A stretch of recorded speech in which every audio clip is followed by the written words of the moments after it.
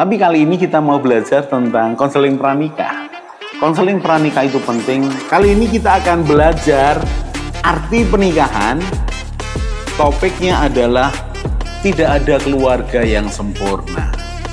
Parenting ini perlu diketahui oleh semua orang, bukan hanya orang tua. Belajarlah menjadi teman yang asik, yang ngobrol, yang menghargai. Family unboxing, membongkar keluarga.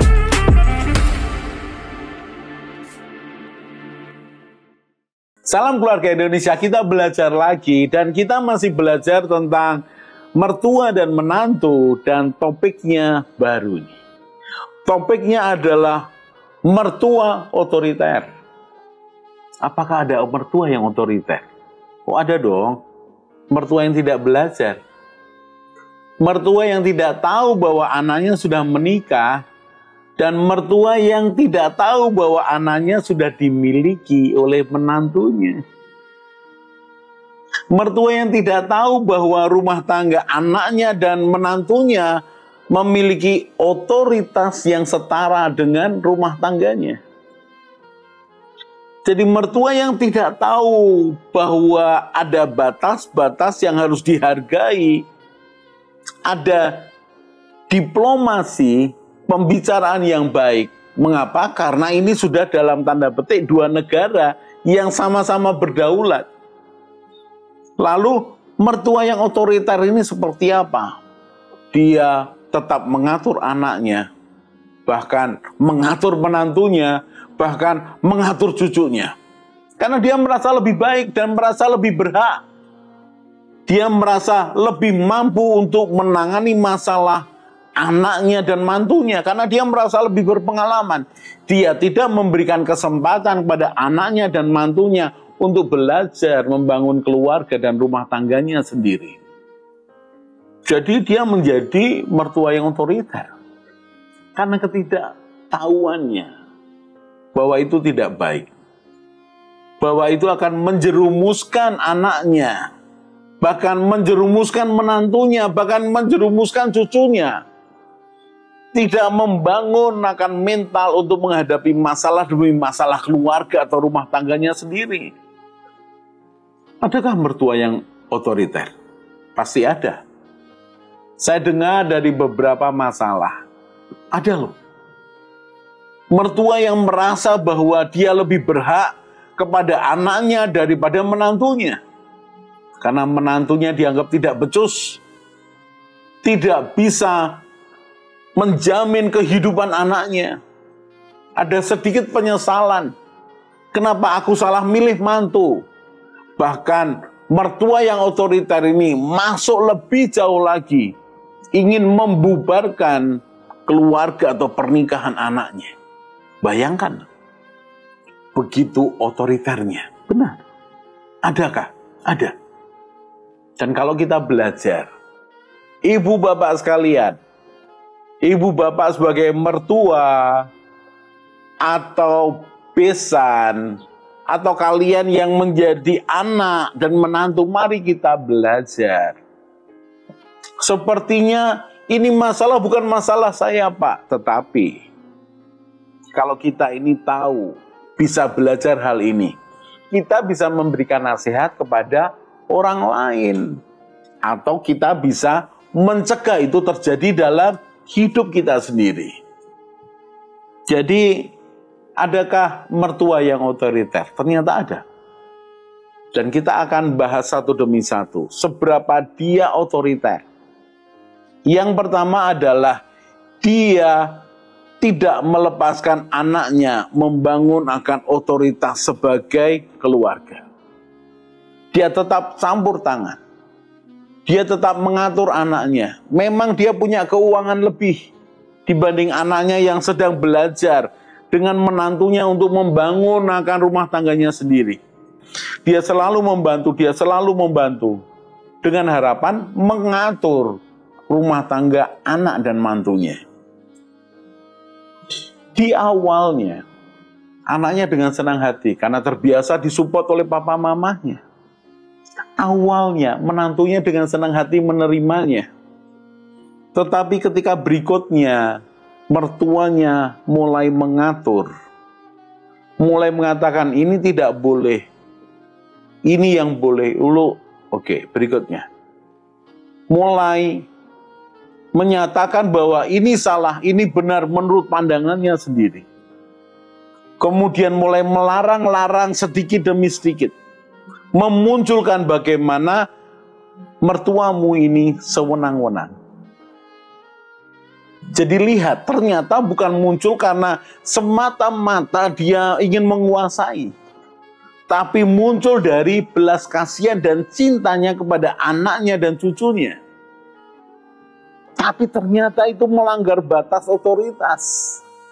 Ternyata tidak memberikan kesempatan kepada anak dan menantunya untuk belajar mandiri sebagai satu keluarga. Kemudian dia mulai mengaturnya. Bagaimana menghadapi mertua yang otoriter. Dan mertua yang otoriter seperti ini, kalau awalnya seperti itu, sekali lagi saya balik kepada juru bicara. Siapa juru bicara yang terbaik? Ya pasanganmu, anaknya dia. Karena pasanganmu yang adalah anaknya mertuamu ini yang lebih mengerti bagaimana berbicara dengan tepat kepada orang tuanya. Dialah juru bicara yang baik. Dan perhatikan bahwa ini awalnya karena terlalu sayang, terlalu cinta, sehingga overprotective, terlalu melindungi. Beritahu kepada suamimu atau istrimu bahwa kita ini mau belajar menjadi orang tua. Jadi tolong beritahu ya, beritahu papamu, mamamu ya. Kita ini sedang belajar. Nah, biarkan mencoba juru bicaranya. Kalau berhasil, bersyukur. Aduh bersyukur. Kenapa? Mulai mengerem. Orang tuamu tidak seotoriter sebelumnya. Orang tuamu mulai menahan diri. Mengapa? Karena tahu bahwa aku ini terlalu melindungi anakku, terlalu melindungi cucuku. Kalau kejadian seperti itu aman. Aman. Artinya orang tua otoriter ternyata dia karena cintanya yang besar. Tapi bagaimana kalau kasus berikutnya adalah seperti ini? Ternyata yang berikutnya adalah mertuamu yang otoriter itu bukan karena sayangnya, tapi karena tidak percaya. Tidak percaya kepada kamu, bahwa kamu ini sanggup untuk menjadi kepala keluarga, menjadi orang tua yang baik, menjadi suami yang baik, menjadi istri yang baik, sehingga mertuamu itu campur tangan. Karena tidak percaya. Karena ada beberapa kejadian. Dan kejadiannya adalah berkali-kali terulang-ulang dan mertuamu mengambil satu kesimpulan bahwa aku harus turut campur tangan. Jadi kemudian mertuamu campur tangan. Dan kelihatan otoriter, kelihatan mengatur. Bagaimana caranya? Tapi asalnya dari ketidakpercayaan, dari kegagalanmu. Bolehkah mertua ini masuk kepada rumah tanggamu? Sekali lagi saya mengatakan tidak boleh, serta-merta tidak boleh. Harus melalui juru bicara anaknya. Lalu bagaimana kalau dia memaksa? Bagaimana Pak caranya?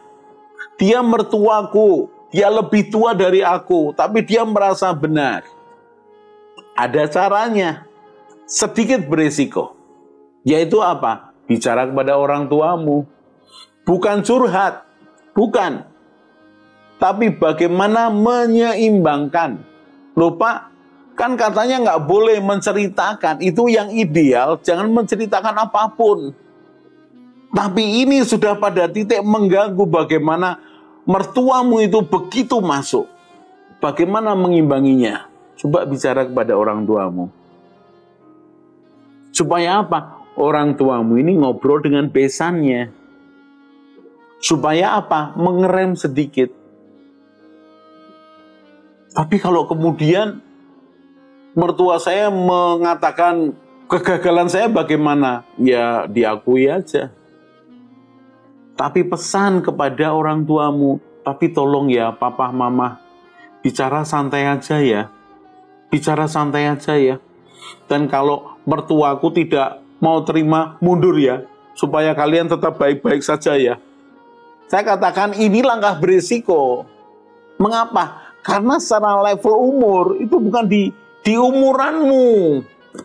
Ini adalah mertuamu. Yang selevel dengan orang tuamu. Pak, bisakah seperti yang segmen sebelumnya? Menantu otoriter dipanggilkan akan penengah keluarga yang memberikan pengalamannya. Ya bisa kalau itu dilakukan. Masalahnya adalah kamu ini sebagai menantu.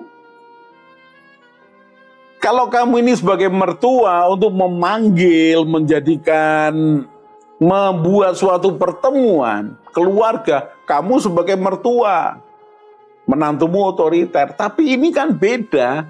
Ini kamu ini menantu dan mertuamu yang otoriter.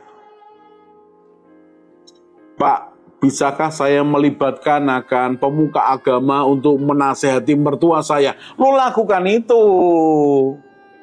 Kalau bisa. Mengapa? Belum tentu. Karena kemudian engkau menarik orang luar masuk. Kalau tadi kan masih orang dalam. Engkau bicara kepada orang tuamu. Waduh Pak, mertua yang otoriter lebih berat ya Pak. Oh ya benar. Karena dia lebih berpengalaman, dia punya pertimbangan. Dan dia jangan-jangan menyelamatkan rumah tanggamu. Menyelamatkan rumah tanggamu. Pak, bagaimana caranya ya? Saya ini bisa berbicara kepada mertua saya dengan baik, Pak. Apa adanya. Termasuk bagaimana caranya mengambil hati mertua saya. Dan menunjukkan bahwa saya adalah menantu yang bisa dipercaya. Kita akan lanjutkan di segmen berikutnya. Kita akan belajar lagi. Salam keluarga Indonesia. Mari bergabung dalam Keluarga Indonesia dengan cara subscribe channel ini. Di Keluarga Indonesia, kita akan belajar bersama tentang pranikah, pernikahan, keluarga, parenting, mertua menantu, dan juga family unboxing. Jadi jangan lupa share kepada teman dan keluarga dan juga subscribe.